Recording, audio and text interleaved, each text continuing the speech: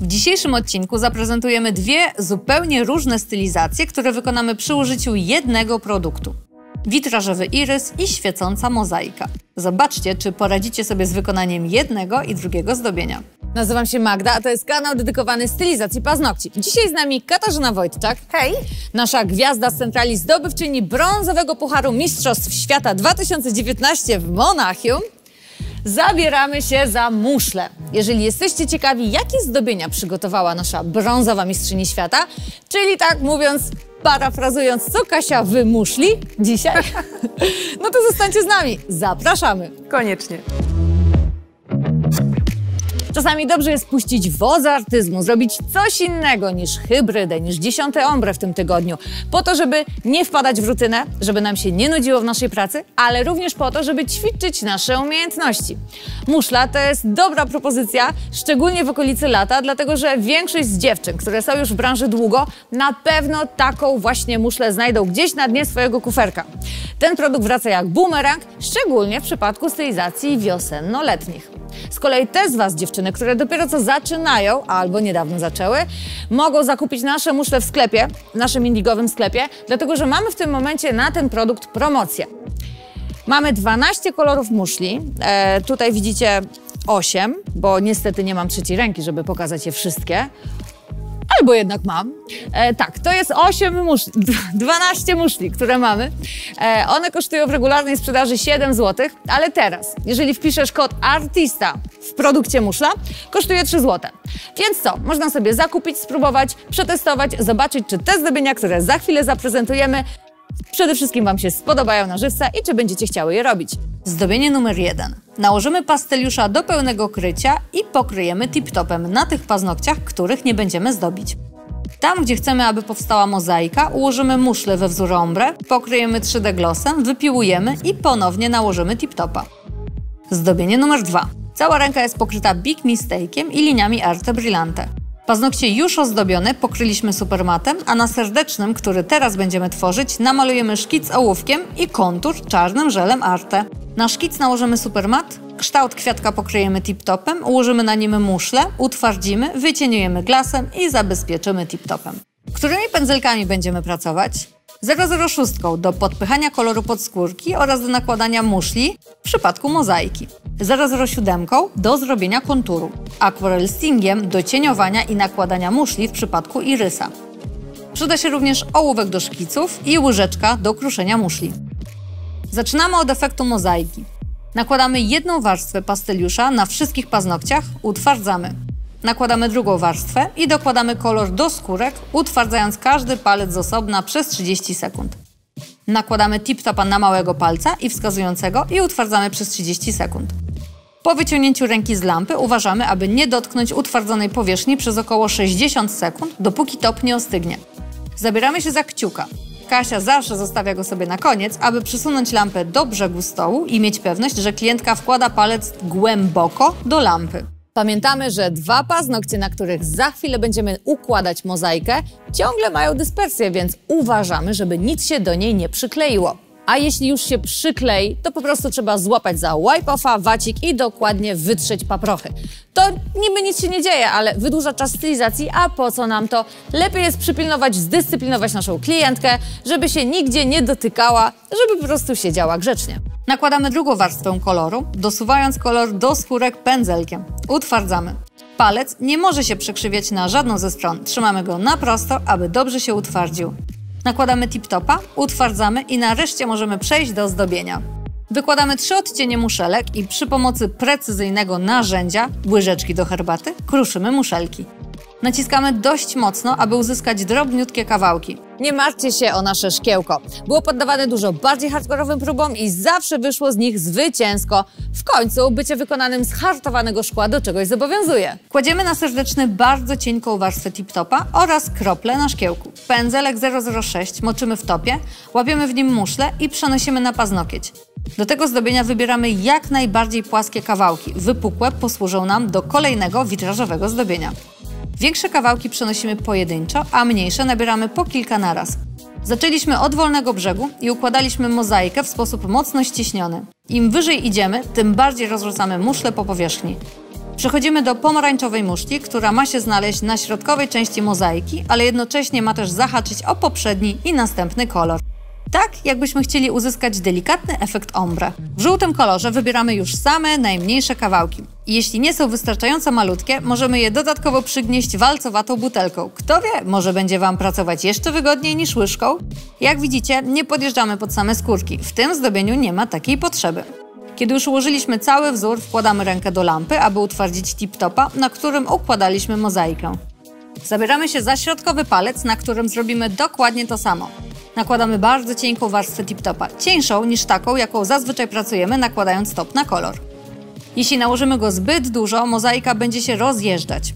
Muszle mają powyginane powierzchnie, musimy wybierać takie, które są płaskie. Zobaczcie, gdybyśmy chcieli ułożyć tak wystający płatek na paznokciu, nie udałoby się nam pokryć powierzchni nawet 2 warstwami topa. Dlatego dobieramy płaskie płatki. W ten sposób oszczędzamy sobie pracę przy kolejnym etapie zdobienia. Jeśli muszla jest wypukła, przewróćmy ją na drugą stronę. Może wtedy będzie pasować. Utwardzamy przez 30 sekund warstwę tip-topa, na której układaliśmy mozaikę. Pora nałożyć warstwę nabłyszczającą na nasze zdobienie. Uwaga, tutaj przyda się nieco gęstszy nabłyszczacz. Tip-top jest zbyt rzadki, aby zabezpieczyć tak wystającą strukturę. Wybieramy 3D glossa i nakładamy go na mozaikę. Najpierw nakładamy mało produktu, cienko przy skórkach, żeby ich nie zalać. Następnie dobieramy więcej produktu na całą powierzchnię zdobienia. Skorzystajmy z prawa grawitacji. Odwróćmy rękę do góry spodem, aby wypoziomować powierzchnię. Jedna warstwa nie wystarczyła do pokrycia niektórych muszli, dlatego nakładamy drugą warstwę w ten sam sposób. Zobaczcie, jak prezentuje się zdobienie, które jest pokryte topem. Uprzedźmy klientkę, że aby dobrze zabezpieczyć muszlę, nakładamy jej większą ilość topu nawierzchniowego niż zazwyczaj i może to wyczuć podczas polimeryzacji. Po wyciągnięciu ręki oceniamy, czy nasze zdobienie jest idealnie gładkie. Jak widać, gdzieniegdzie muszle wystają spod topa i te elementy trzeba spiłować. Przecieramy paznokcie wipe-offem i przy pomocy pilnika o gradacji 180 wyrównujemy powierzchnię. Delikatnie muskamy pilnikiem, aby nie przesadzić i nie dopiłować się do mozaiki. Kiedy pozbyliśmy się wszystkich nierówności, wygładzamy powierzchnię bufferem, aby pozbyć się rys powstałych podczas piłowania. Odpylamy powierzchnię i prosimy klientkę o to, aby umyła ręce. A następnie całość nabłyszczamy cienką warstwą tip-topa, utwardzamy przez 30 sekund i gotowe. Oto nasza mozaika. Przechodzimy do zdobienia witrażowego. Nakładamy pierwszą warstwę koloru, Big Mistake. Utwardzamy przez pół minuty i zabieramy się za drugą warstwę. Po nałożeniu koloru sięgamy po pędzelek Master Nail Art 006, nakładamy krople na szkiełko i czubkiem włosia podsuwamy kolor pod skórki. Utwardzamy przez 30 sekund. Po utwardzeniu przemywamy paznokieć cleanerem. Bierzemy ołówek i zaczynamy malować szkic. To jest nasz efekt końcowy, do tego dążymy. Zaczęliśmy od centrum kwiatka, czyli od punktu, od którego będą wychodzić wszystkie płatki, aby nie zaburzyć symetrii. To żaden obciach używać ołówka, robić szkic, wręcz przeciwnie, to pokazuje nasze poważne podejście do tematu. Szkic przydaje się szczególnie wtedy, kiedy mamy ten nasz projekt w głowie, ale jeszcze nie zdążyliśmy go przełożyć na paznokcie. Z biegiem czasu, z biegiem wykonywania tego samego zdobienia, szkic już nie jest nam potrzebny, bo dokładnie wiemy, co chcemy wyrysować. I to wtedy skraca czas pracy. Nie jestem koneserem malarstwa, ale podejrzewam, że każdy wielki artysta, tworząc swoje wiekopomne dzieło, wykonywał szkic. Zresztą, czy to jest ważne? Teraz i tak już tego nikt nie sprawdzi, a to, co zostało po wielkim artyście, to jego dzieło. Więc my też o to walczymy, o idealny efekt końcowy. Szkic przyda się szczególnie podczas pierwszych odtworzeń zdobienia, kiedy dopiero co opracowaliśmy design w głowie, ale jeszcze nie zdążyliśmy go wykonać. Z czasem, robiąc to samo zdobienie po raz któryś, wejdzie nam w krew i będziemy mogli malować bez szkicu. Nakładamy na szkiełko Arte Brillante i moczymy w nim pędzelek 007. Nie spieszymy się, włos ma się dobrze napić produktu. Zaczynamy od górnego płatka, od jego górnych granic i kierujemy się do centrum. W pierwszej kolejności tworzymy obrys płatków. Dopiero później przechodzimy do dzielenia płatków na mniejsze bryły. Od niektórych płatków prowadzimy linię, aby jeszcze bardziej podkreślić witrażowy charakter zdobienia. Z tego samego powodu gdzieniegdzie pogrubiamy kontur płatków. Poza tym, jak nałożymy muszlę, co nieco przykryjemy otrzymany już kontur, a zależy nam na tym, aby zdobienie było czytelne. Paznokcia pokrywamy supermatem i utwardzamy przez 30 sekund.